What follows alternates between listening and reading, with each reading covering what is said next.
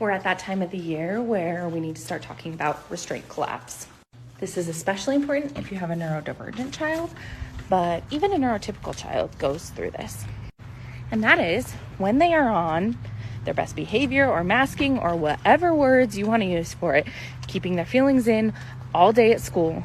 They come home, they take off their backpack, and all their big feelings fall out of it. Maybe they fight with their siblings, maybe they're irritable with you, maybe they're just tired, maybe they are emotional. Here are some things you can do. Plan for the transition.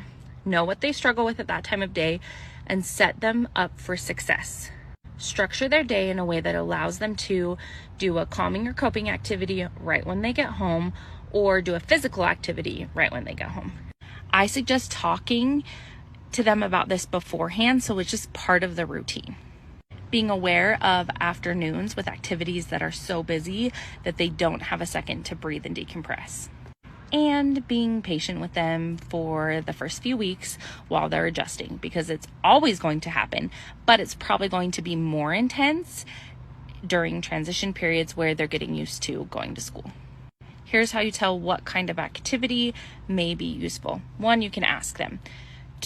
2, you can know what type of kid you have. So my child, my son, I know when he comes home from school, he is tired and he needs like sensory cocooning and downtime in a way that he does not want to be physically active. He does not have like an excess of energy or anger. It is more withdrawn and quiet, and will tend to be more emotional. And if his alone time is interrupted, that is when he will become angry. So we've structured downtime into his after school routine.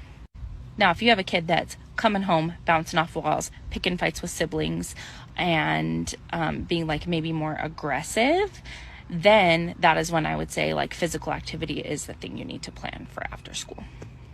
But it doesn't have to be. It could even be just going outside and hanging out outside, doing chalk, doing something creative. Really, the things you want to focus on are creativity, sensory stuff, and physical activity.